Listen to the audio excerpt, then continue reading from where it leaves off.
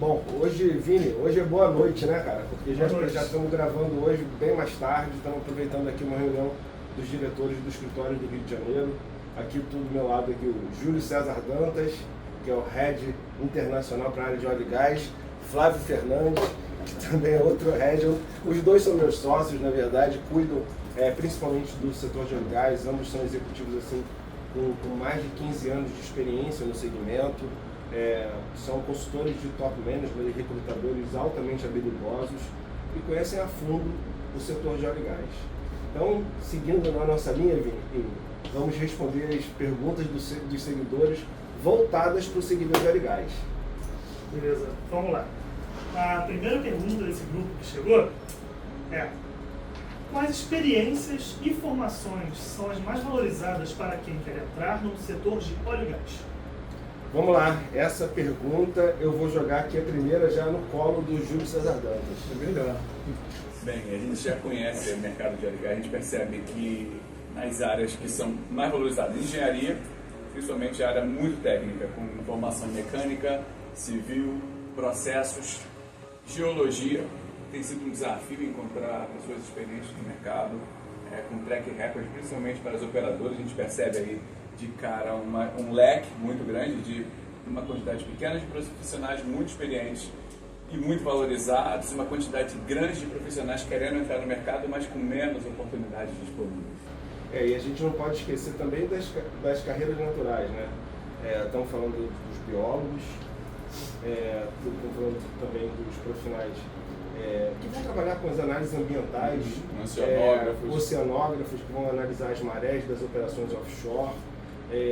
Então, biólogos marinhos, oceanógrafos, tem um vasto campo para trabalhar. E também os profissionais que trabalham com ESG, né? Com a questão de relacionamento com comunidades, movimentação de comunidades, movimentação de estruturas quando você tem um impacto ambiental ou social na operação de óleo e gás, às vezes até a operação onshore, né? E você, Flávio, faltou alguma que você pensou aí? Cara, é interessante todas essas que estão citadas aqui, mas a gente não pode esquecer também do que vem se falando muito sobre transição energética e o que as pessoas vêm se preparando academicamente para isso. E, embora a gente tenha aí algumas profissões já bem claras para o setor, essas profissões elas têm que evoluir, se transformar, melhorar. Para isso, eu acho extremamente importante a necessidade que essas pessoas têm de atualização. E uma outra coisa que eu estou lembrando aqui agora são profissionais de tecnologia, né, cara? Porque quando você fala de empresas que têm sistemas de geofísica, de petrofísica, você precisa de uma série de programadores, desenvolvedores, então cientistas de dados, desenvolvedores de DevOps, pessoas também da área de tecnologia também são muito utilizadas.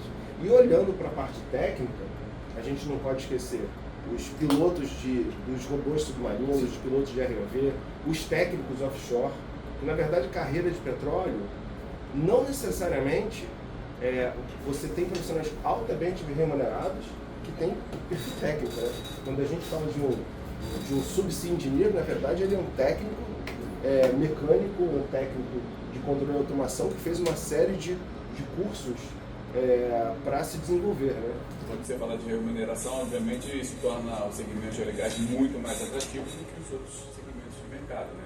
Então a gente vê que usualmente um subsea manager ou um piloto de ROV, eles precisam ser muito bem treinados, mas em compensação, com perspectivas remuneratórias, eles são mais bem remunerados. E como não podia faltar, cara, os marítimos, né?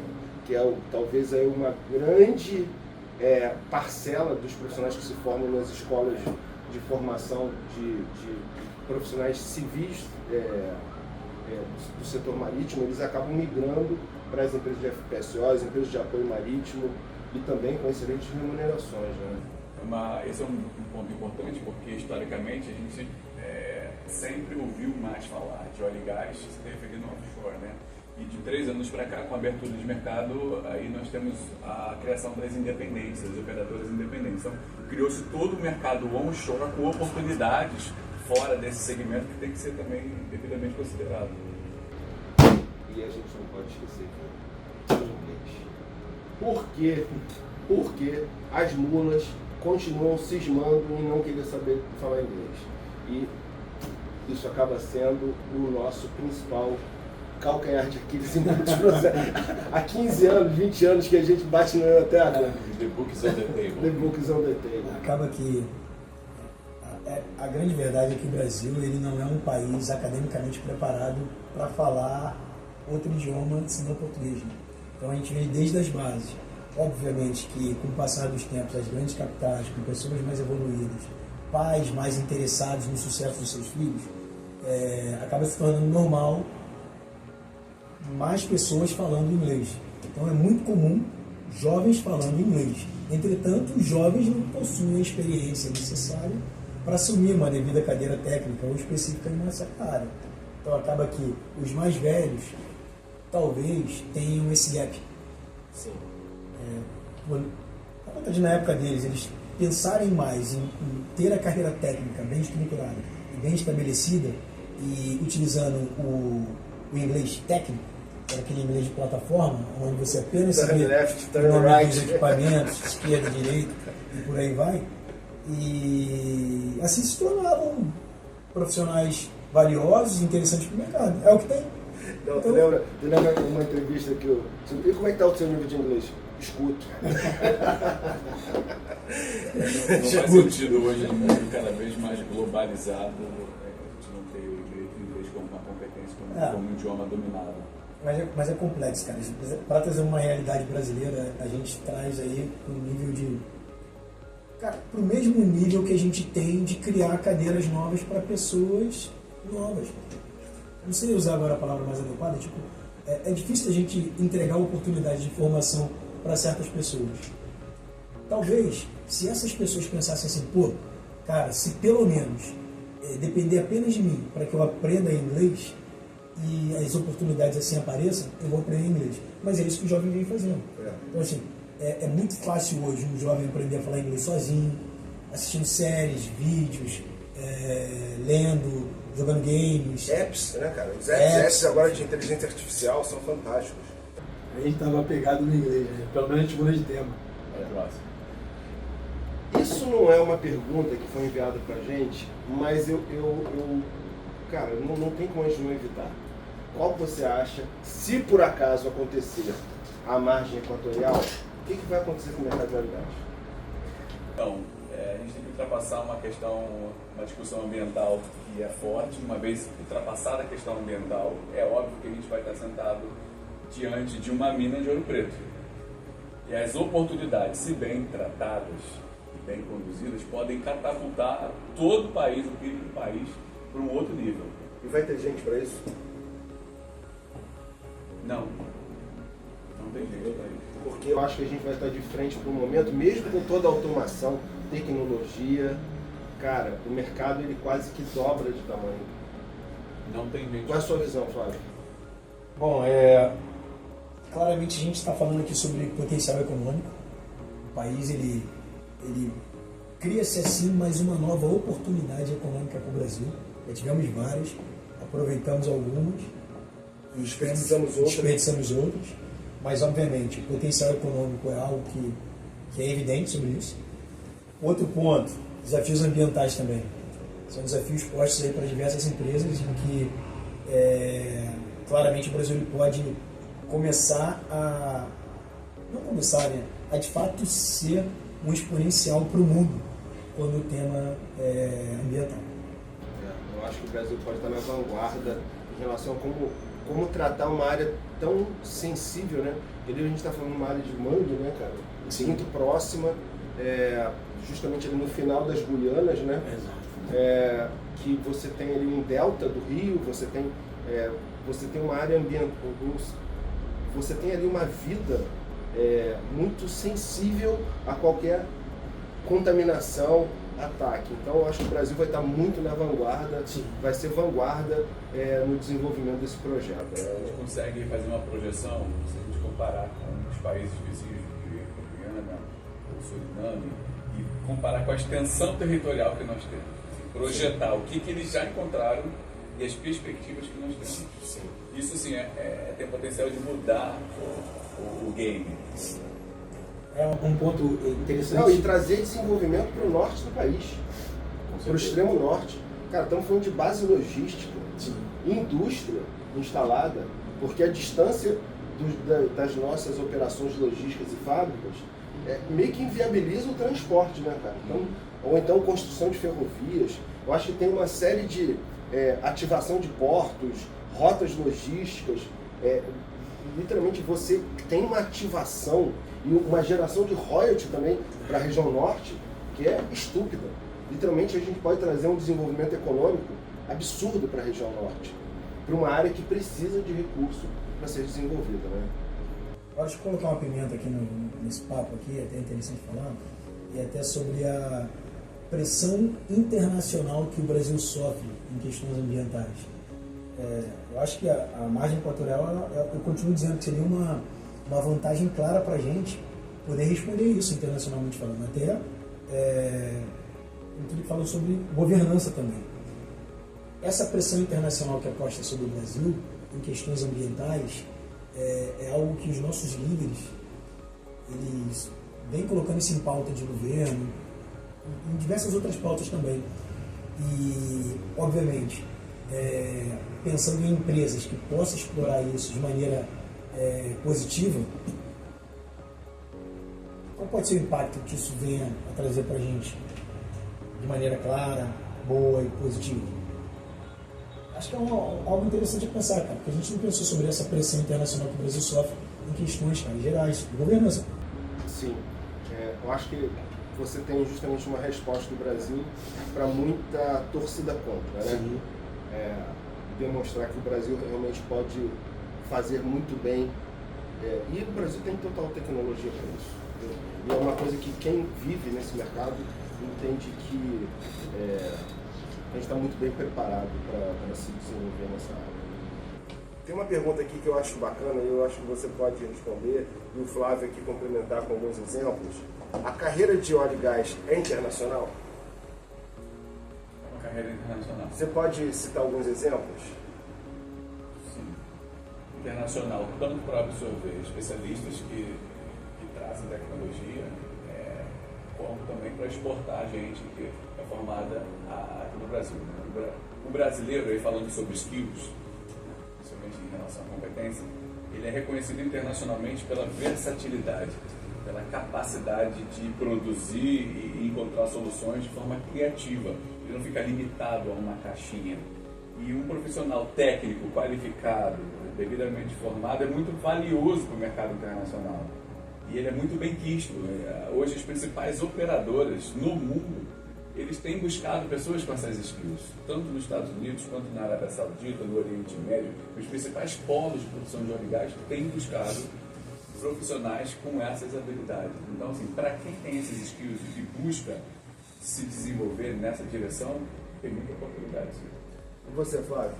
Só para complementar, né, o que o Júlio está falando sobre o brasileiro, né? A gente tem uma vantagem muito grande, porque o Brasil ele já é testado e provado em campos extremamente complexos. O Brasil tem uma diversidade de campos que trazem desafios de inúmeros tamanhos que fizeram com que o nosso mercado tenha evoluído de uma maneira exponencialmente positiva. Lembrando que o petróleo e gás ele é uma indústria extremamente importante, valiosa para o nosso país, interessante para muitos segmentos, mas é uma indústria, comparada a outras que a gente tem aqui no Brasil, nova. Então, petróleo e gás, eu diria que é uma indústria, comparado aí às demais outras que a gente tem, como agronegócio, automobilístico, construção, é a mais jovem delas. E eu arrisco dizer que é uma das que tiveram um salto de conhecimento mais exponencial comparado às demais. Sim, hoje o Brasil exporta pessoas altamente qualificadas nesse setor. Tanto é que, para quem não conhece a realidade do petróleo e gás, por exemplo, uma das cidades expoentes no mundo do setor de óleo e gás é a cidade de Houston, no Texas. Tanto eu quanto o Júlio, a gente já teve uma série de oportunidades em que a gente pôde estar na maior feira de petróleo do mundo, que é a OTC, e a quantidade de brasileiros que trabalham e vivem nos Estados Unidos por conta do setor de óleo e gás, trabalhando nas sedes das companhias internacionais, e até mesmo na própria Petrobras, é enorme.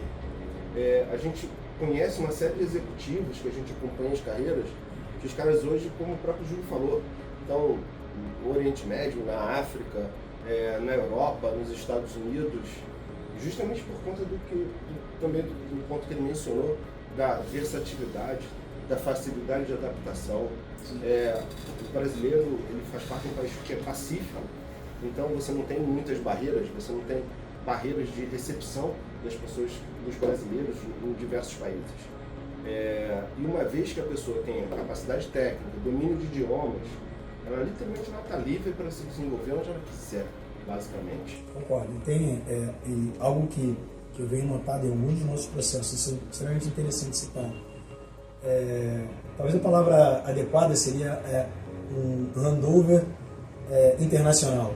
Profissionais que formaram-se no Brasil, foram, de alguma maneira, seguindo sua carreira em outros países, fora do Brasil, vivenciaram experiências em óleo e gás na Europa, na África, na América, e estão voltando para o Brasil também, alguns desses. E eles sempre são muito bem recebidos no Brasil também, em posições estratégicas e trazendo também uma vivência global. Que, de fato, voltando aí para a pergunta inicial que você fez, petróleo e gás é uma carreira internacional? Cara, eu acho que a gente pode até transformar essa pergunta, falar assim, petróleo e gás não só possui uma carreira internacional, como é uma profissão global. Exatamente. Bom, aqui tem uma outra pergunta. O setor está se preparando para a transição energética? Quem começa essa? A transição energética é uma sensível, né? A indústria de óleo e gás, ela já detectou isso há alguns anos, que ela precisa se adequar.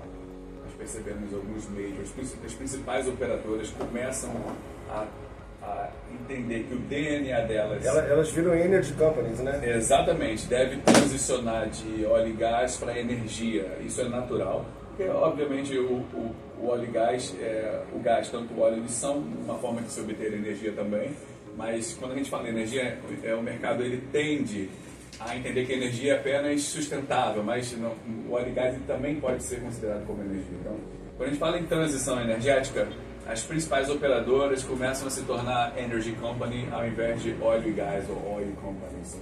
Isso é irreversível, não tem como elas se manterem atraentes no mercado, principalmente quando a gente fala no choque geracional, quando o ESG, sustentabilidade, meio ambiente fica tão em foco globalmente aí. A gente está falando aí do G20 no Brasil e tantos outros eventos que vão debater algum desses temas. Isso certamente faz parte do nosso dia a dia e é irreversível para a maioria das companhias se tornarem empresas de energia ao invés de empresas simplesmente de óleo e gás. Quando você vê a maior parte das operadoras de petróleo, né, das majors, como você próprio falou, quase todas elas hoje já são sócias ou têm empresas, né, de geração solar, eólica. O próprio setor está se preparando para uma movimentação, está enxergando uma oportunidade gigantesca no eólico offshore. Estão esperando justamente a questão regulatória ser mais amadurecida, e são investimentos bilionários, né? De centenas de bilhões de dólares. Que é um indicador forte. Nós temos tradicionalmente no Rio de Janeiro a Rio Oil & Gas. Esse foi o primeiro ano que a Rio Oil & Gas recebeu aquele I de Energy. Exatamente, virou ROG-E. Exatamente. Por conta da importância. E a gente já vê vários executivos que eram tradicionalmente de empresas de perfuração, de operadoras, de empresas de serviço, migrando ou querendo migrar para essas novas empresas de energia eólica offshore, né? Mas você sabe uma coisa que é um desafio nesse processo? valorização do profissional. Nenhum segmento de energia paga tão bem quanto o óleo e gás. Onde estão os maiores salários no setor de óleo e gás? Não, eu prefiro que os meus respondam isso daí também. Vamos passar aqui o nosso especialista. Os cargos técnicos especialistas são os mais valorizados no mercado hoje. Os cargos de liderança, obviamente, já são esperados que sejam valorizados, mas o que não é esperado é que são as pessoas com mais experiências, que dominam o segmento e que são altamente especialistas em cada uma das suas áreas, seja ela de processo, de segurança de processo, de geologia, de sísmica, qualquer que seja a área, os que são altamente especialistas estão muito valorizados no mercado. Não, e a gente não pode esquecer dos profissionais que migraram da área técnica e foram para as áreas de desenvolvimento de negócios, né? E normalmente esses são os candidatos mais fortes a se tornarem os CEOs das empresas do setor de óleo e gás. É aquele cara que começa ali como engenheiro de campo, vai desenvolvendo soft skills, acaba migrando para a área de business development, ou relacionamento com o mercado, aftermarket, e adquire mais soft skills e hard skills, e isso se torna um belo candidato para se tornar CEO de empresa de óleo e gás, né?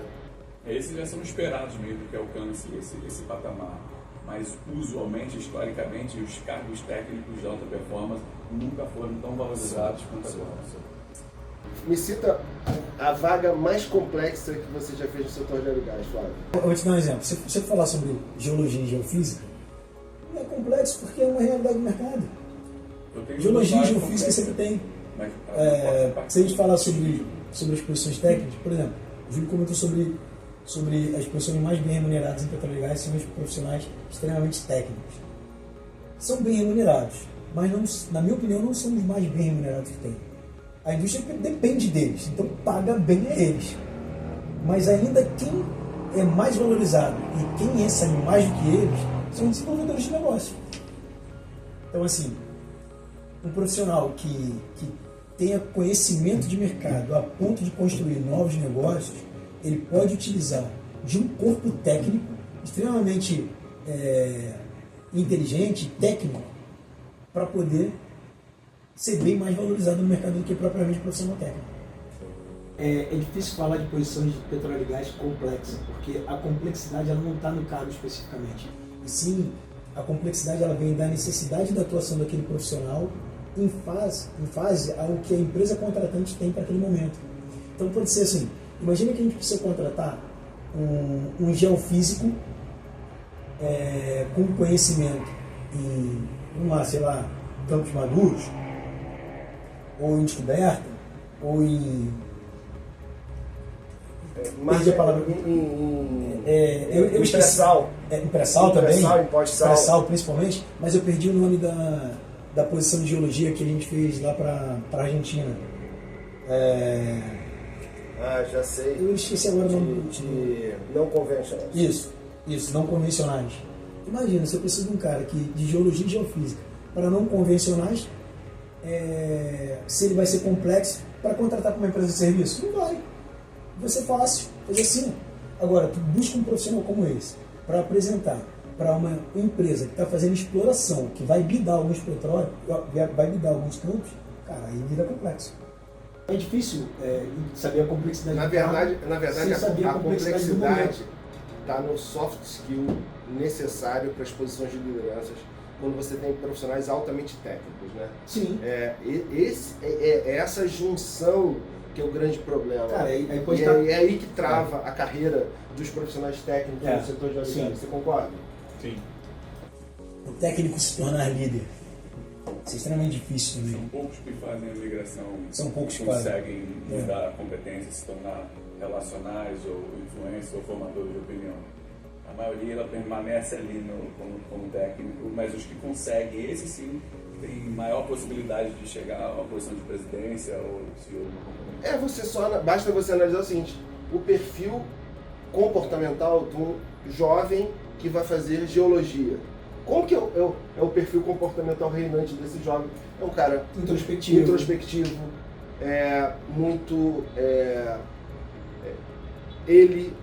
muito isolado. Sim. E normalmente, quando depois você vai precisar de um team leader, de D&D, cara, olha a quantidade de soft skills que ele vai ter que ter desenvolvido ao longo da carreira para que ele possa se tornar um team leader. Na verdade, no começo da carreira dele, às vezes o que levou ele para uma carreira técnica e o tornou um ótimo profissional técnico é exatamente o perfil introspectivo que ele possui. Sim, e depois não é isso que leva ele para uma posição de liderança. Então, ou seja, para o próximo nível, acho que a gente vai falar em próximo nível nesse ponto, para que profissionais técnicos eles consigam de fato elevar a sua importância no mercado e consecutivamente a sua remuneração, ele tem que encontrar o próximo nível. O próximo nível pode ser sim a transformação que ele possa vir a construir na vida dele comportamentalmente falando. Vamos lá. Júlio, qual posição foi a mais difícil que você já fez? Cara, essa na ponta da língua. Fiz uma operadora, uma major, e eu posso dizer que fazer uma posição de contra-espionagem e segurança foi a mais difícil. Eu lembro. Sim, e a gente ficou com medo do serviço secreto de um país lá do Oriente Médio. Exatamente. Ficar de olho na gente, porque a gente foi conversar com um monte de gente. Começou com gente de inteligência, de várias nações militares, sabe? Então, essa foi, sem dúvida, a posição mais difícil que eu já fiz. Você lembra que os candidatos já diziam que já sabiam tudo da gente antes de conversar conosco? Eles já haviam estudado a gente, já sabiam tudo. Para mim, uma das posições marcantes porque foi uma posição que ela é relativamente simples quando a gente olha para mercados mais maduros que tem a questão de abertura de capital já pronta, mas como é que você traz um diretor de relações com investidores para empresas que têm muito pouco track record, né, no lançamento de ações na Bolsa de Valores? Então, para mim, uma das posições assim, que foi mais marcante foi a gente conseguir encontrar um profissional incrível, excelente, para se tornar diretor de relações com investidores. Essa é mais difícil do que encontrar um diretor de relações laborais na Argentina? Não, na verdade não foi um diretor foi um advogado de relações laborais na Argentina. Eu te digo que essa entrou para a história. Porque relações trabalhistas na Argentina é mais importante do que a cadeira de presidente. Tipo, na verdade, no estacionamento não tem vaga para ninguém, só tem a vaga do advogado. Porque se a empresa perder aquele advogado de relações trabalhistas no mercado para outra concorrente, ela vai ter problema de que eles chamam lá de paro, né? Então essa eu tenho que abaixar o chapéu, Júlio, essa tu tirou do sarcófago e foi realmente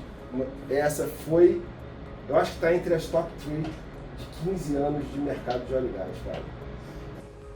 Eu tenho uma outra lembrança também, eu nem trabalhava na Petra de um físico que você achou lá na Rússia, que você teve que fazer um processo inverso e nas universidades. E aí você detectou que 3 físicos tinham as skills que o seu cliente queria, e aí você teve que entender pelas universidades onde é que estavam os caras e você achou um deles na Rússia. Exatamente. Não só essa, mas aquele processo de gênio. Porque a gente foi achar um desenvolvedor de software no CERN, lá na Suíça, na empresa de aceleração de partículas. Né? Cara, então aí você repara que a gente começou a pergunta falando quais foram as vagas mais difíceis. E é realmente bem colocado aqui a vaga mais difícil trabalhada pela gente. Né? E não a posição mais difícil de se encontrar. Foram os desafios de interpretação. O que o Júlio falou. Acho que é melhor a gente buscar um pesquisador de um tema que só tinha desenvolvido na Rússia, depois encontrar um desenvolvedor de software no acelerador de partículas. Ou então encontrar um candidato que o cliente demandou pra gente um perfil que o Júlio encontrou 3. O cliente falou assim, se você encontrar um, eu contrato que você achar, e o Júlio foi achou 3. É o nosso talento de ser headhunter, tá? Isso é muito bacana nesse setor. Bom, aqui vamos para a última pergunta, né? E eu achei interessante porque não é apenas a gente estar tratando a profissionais em início de carreira, nem para quem é muito sênior. Literalmente a gente está pensando em quem está ali, aquele jovem executivo que está com 8 anos de carreira, está com 7 anos de carreira. O que ele tem que fazer, ou em termos de formação, para ele se destacar no setor?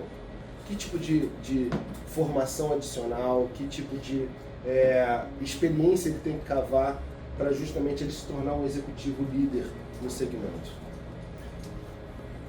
Eu diria que um ponto extremamente importante e crucial para o jovem profissional que quer se tornar líder é trabalhar inicialmente a comunicação. A comunicação é extremamente importante para a liderança, para a empresa que ele representa, para o papel que ele representa perante ao grupo dele, para a carreira dele como um todo. Óbvio que de maneira geral. Eu costumo falar que até um profissional jovem que pretende entrar numa companhia, eu acho que complemento que ele precisa ter para a carreira dele é entender muito bem sobre as tecnologias que envolvem a carreira dele, que seja o pacote Office, seja o Excel, e saber se comunicar. E você, Júlio, o que você acha? Um profissional com 8 a 10 anos, ele dá um ponto crucial de experiência, né, da carreira dele. Né? O autoconhecimento nesse ponto, para mim, ele é mandatório, porque uma coisa é ele entender quem ele é, o que as pessoas pensam dele e o que ele pensa que ele é. Se ele conseguir alinhar essas três expectativas, ele vai conseguir decidir e definir para qual lado ele vai na carreira isso. É nesse momento que da carreira dele ele consegue, entendendo quem ele é, voar mais alto. Porque o que vai definir os próximos passos dele é a capacidade dele como formador de opinião, como influenciar pessoas, como negociar. A vida do cara, ele sai de estritamente técnico para um negociador no dia a dia. Ele tem que negociar com o chefe dele, tem que negociar com o time, tem que negociar com o cliente, com o venda, com o fornecedor, com todo mundo. Então as capacidades relacionais, a partir desse ponto, são mandatórias para que ele defina até o quanto ele vai conseguir avançar a partir desse ponto. Muito boa a tua resposta. Eu gostei dessa resposta. Na verdade, ele precisa definir uma jornada de conhecimento. A partir do 8º, do 10º. Ele já foi provado e aprovado tecnicamente. Sim, né? Então, mas ele precisa de criar uma jornada de conhecimento. Ele precisa estabelecer targets. E tem uma coisa que o executivo de óleo e gás, e principalmente aqueles que migram para áreas mais relacionais, esquecem, e que é muito comum quando a gente vê em outros setores, é a pós-graduação internacional, né?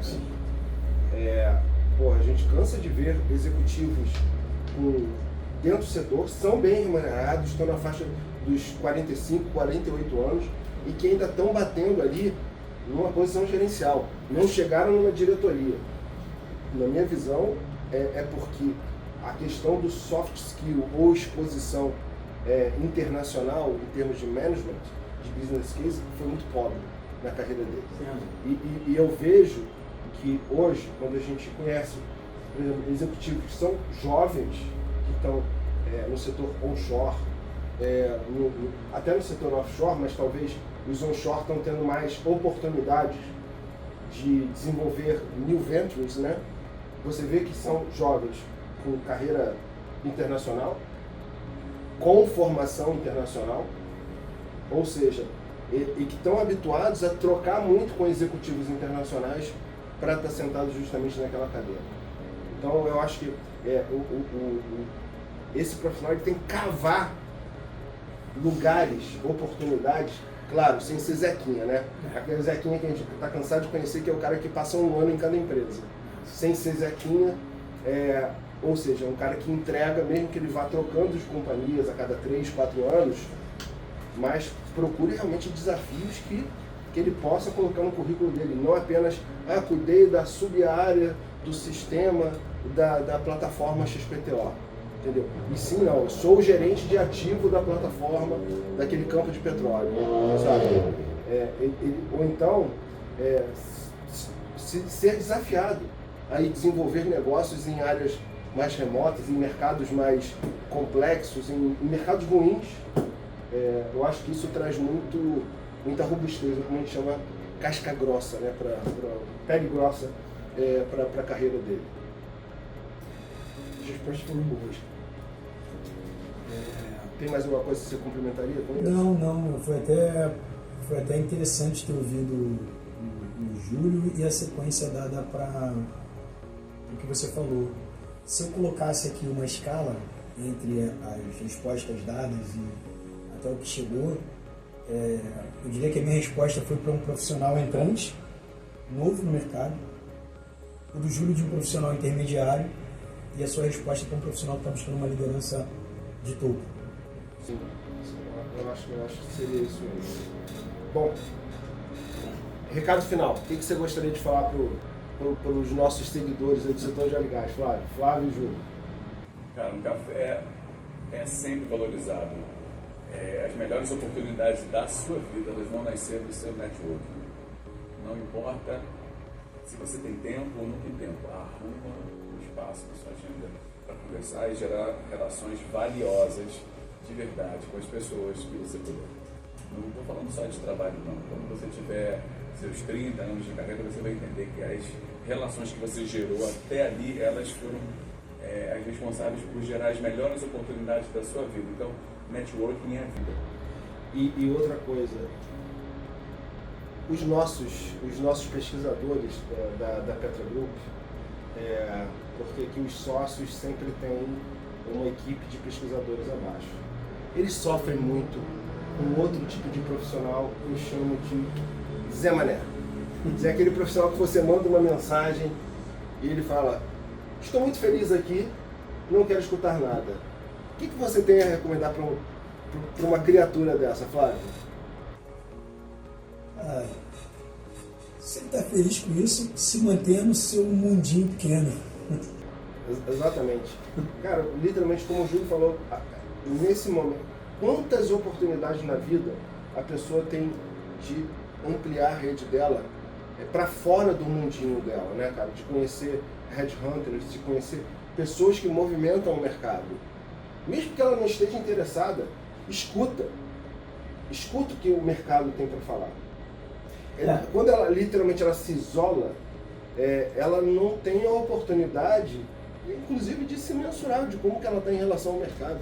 Exatamente. Então, você construir networking e estar aberto a conversas de relacionamento, ela, no mínimo, vai te trazer uma conexão balizadora.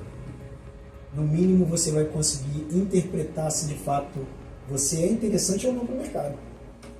E a conversa pode te trazer uma realidade dura, falando assim: cara, você precisa melhorar muito. Ou pode trazer uma realidade que você não prestou atenção, que você é muito bom e está sentado no lugar errado. Você só vai saber disso. Não, e quantas vezes, outro dia eu estava conversando com um executivo, que é um diretor comercial Latam, de uma grande empresa, eu não vou falar o nome da empresa, mas muitas pessoas já conhecem, que vende equipamentos pesados para o setor de óleo e gás. Ele passou lá 20 anos. E o cara estava mega feliz da vida e me relatou que ele nunca tinha feito uma entrevista com o headhunter. 100% da carreira dele tinha sido feita na trilha de carreira da companhia. E aí, quando eu perguntei para ele qual era o salário dele, para ele cuidar dessa divisão Latinoamérica, viajar para os Estados Unidos, viajava para a Europa, liderava várias pessoas que estavam espalhadas na Latinoamérica. Quando ele me contou, eu falei: é sério que esse é o seu salário? Claro, não falei dessa forma agressiva, mas eu falei: cara, você no mercado, você vale no mínimo o dobro do que valia para essa sua empresa que você amava e você estava há 20 anos. Então, quando a pessoa se nega a desenvolver network, ela, como o Flávio falou, ela não sabe nem se ela está cara ou está barata no mercado. E desperdiça o principal ativo dela, que é a capacidade técnica de trabalho que ela tem durante X tempo na vida dela. Eu acho que o recado acaba sendo esse. Diria: esteja aberto a novas oportunidades, estejam abertos a construções de networking, se relacionem com pessoas de mercado e quem sabe você pode ter uma surpresa bem agradável. É isso. É isso. Gente, obrigado por ter nos escutado até esse momento. E nos reunimos em breve, né, Vini? Até a próxima. Até a próxima.